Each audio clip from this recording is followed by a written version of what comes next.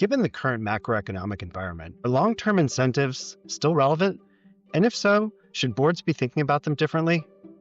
Welcome to another unscripted episode. I'm Jake George, CMO at Perlmeyer, and my colleagues Mark Rosen and Aalap Shah are discussing hot topics likely to be on the minds of Comp Committee members as we head into the fall meeting season. Today, they're joined by our colleague Steve Van Putten to discuss the latest trends in performance-based equity and where it fits into a company's 2026 equity program strategy. Let's listen in. Hey, Mark. I was wondering if I could pick your brain. Yeah, sure. Yeah, I've been struggling with this sort of what I'm framing as an existential question. We're finding ourselves at a time when we have an increasing frequency of macro conditions that impact our incentive programs. It seems like every year there's something that's happening in the macro environment that is leading us to question, do we set the goals right? Do we need to use discretion? Do we need to calibrate differently? Does it continue to make sense to struggle with this long-term forecasting on PSUs? Yeah. I won't say struggling, and I'm not sure it rises to existential for me, but I have been having this conversation with Steve Van Putten, and he's really thought about it a lot. So let's bring him into the conversation because I think we both can probably learn a lot from him. Hey, Steve. Hey, Mark. Aalap, nice to chat with both of you. Thanks for coming into the conversation. Yeah. So the question is that, Steve, at least I'm struggling on an existential basis, is that the continued relevance of performance-based long-term equity grants, because there's so many macro conditions as we seem to be occurring every year that oftentimes when we're setting goals, a few months later we're thinking that were those goals the appropriate goals. So, what are your thoughts on the continued relevance of long-term performance-vested equity? Great topic, Aalap, and it's very timely too. Most of our clients are just getting started on the 2026. Equity program strategy planning process. Specifically as it relates to performance-based equity, I don't anticipate or expect to see any notable movement among companies away from performance-based equity, at least not in the near term. And there are a few reasons for that. First of all, most investors still prefer performance-based equity. I know there's been headlines out there questioning the rigor of performance-based equity, and you talked about the macroeconomic environment and how that could impact things. But in my experience, investors want to hold management accountable for results and outperformance. And if companies are out there telling investors they're going to grow earnings mid-single digits or expand their operating margins, they want the opportunity to hold management accountable for delivering on those results. And I don't see that going away. And as for alternatives, you're really left with time-based vehicles. And in my experience, investors tend to be concerned with over-reliance on time-based equity. Sometimes they call them fog-the-mirror grants because you just have to breathe in order to invest in them, or the dilutive impact of options. Investors will want to stay the course with equity. And I expect the same thing from compensation committees and management. They really see those as an opportunity, performance-based equity, to align management's incentives with those of shareholders in terms of value drivers. What's going to drive value for the organization? They spend a lot of time in terms of identifying the right metrics over the right time period that will lead to long-term value creation. I don't think they're going to lose sight of that. And don't forget that the annual incentive, which has financial metrics, is a relatively small piece of the executive compensation pie. So it'd be a missed opportunity not to be able to leverage the long-term incentive with performance-based equity. I mean, if performance-based equity is here to stay, are you seeing any changes in the metrics companies are using? Well, relative TSR still remains the most prevalent metric by a fairly wide margin, and I think that will continue. If anything, it may increase a lot, and that's because of what you mentioned at the outset, the challenges of setting multi-year financial goals in a very uncertain and volatile environment, which we are certainly experiencing right now. And I think investors generally like relative TSR. But we need to keep in mind that relative TSR has its shortcomings. I view it as less of an incentive metric and more of an accountability metric. It's less within the control and influence of management.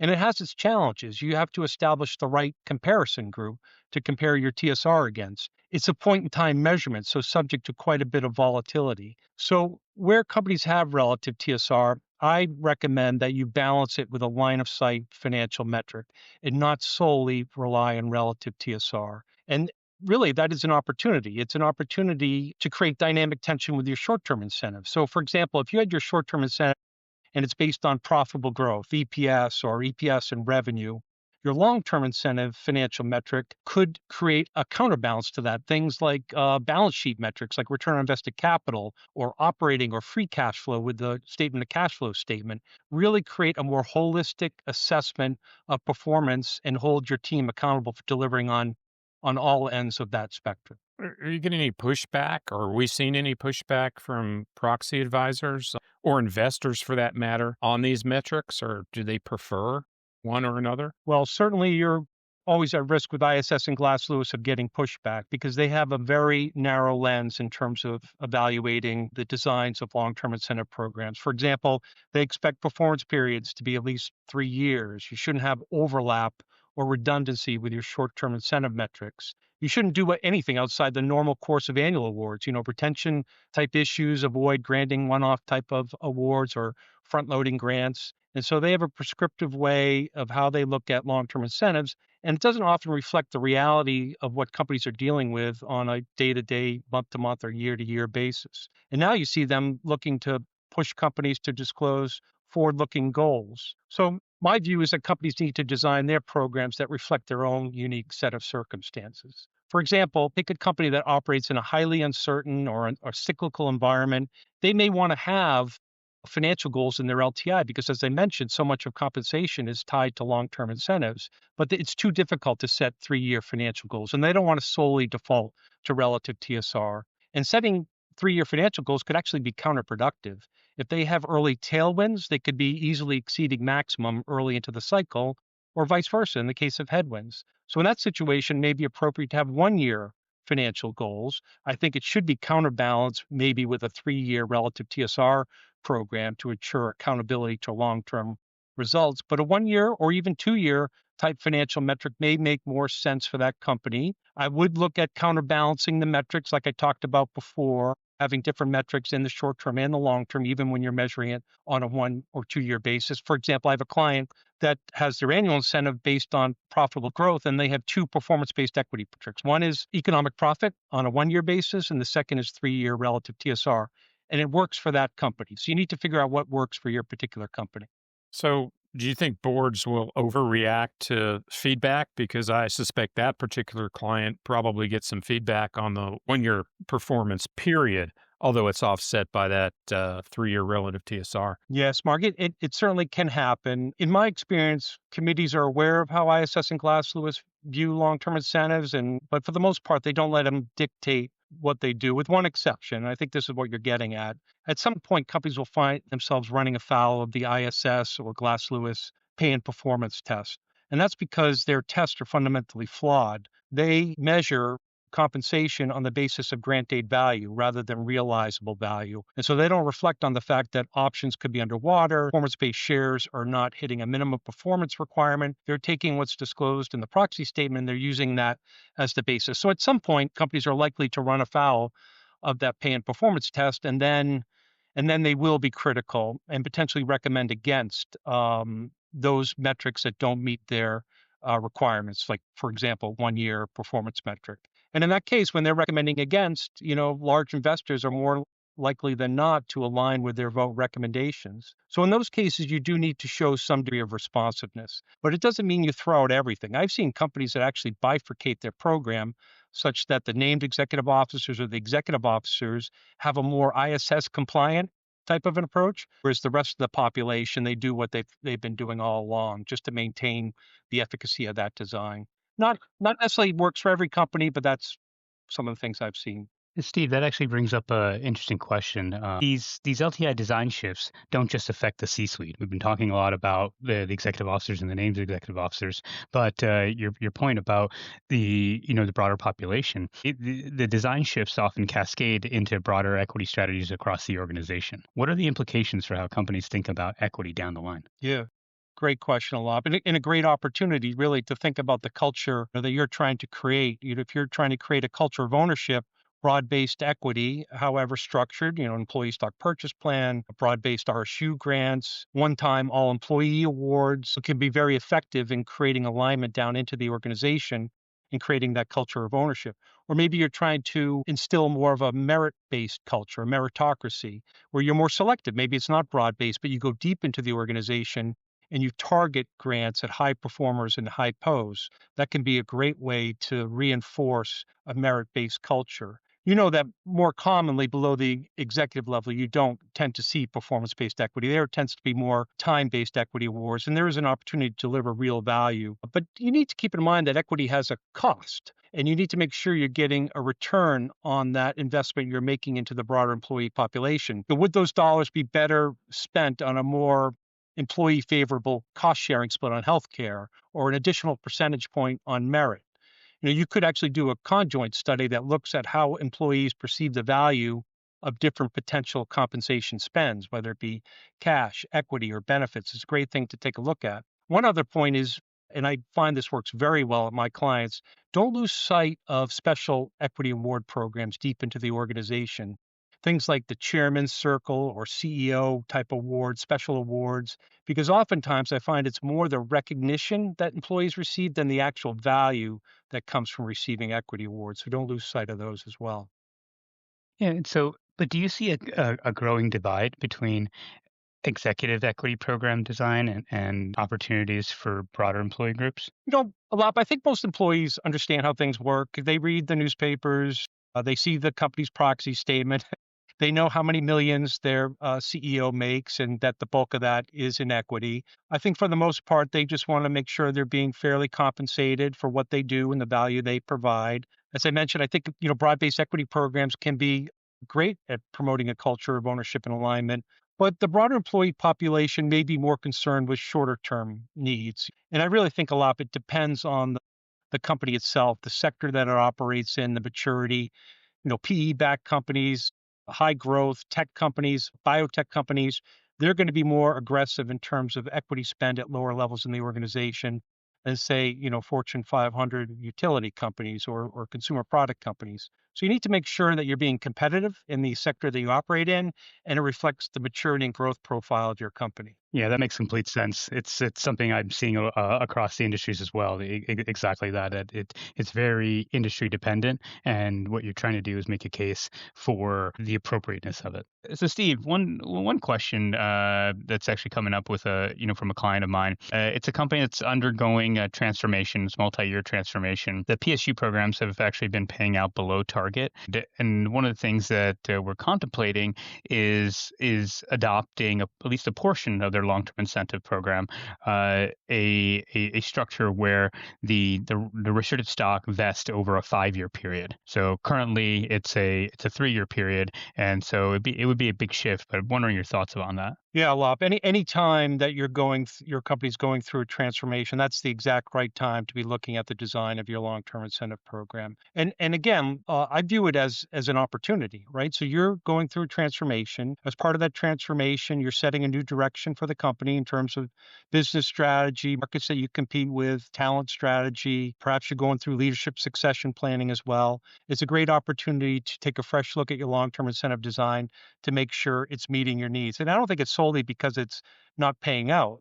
It just may be, as you chart a future direction, how can we best align management incentives with that future direction? Now, maybe it's such an uncertain type of environment that you're operating in, and this transformation, you don't know exactly how it's going to play out.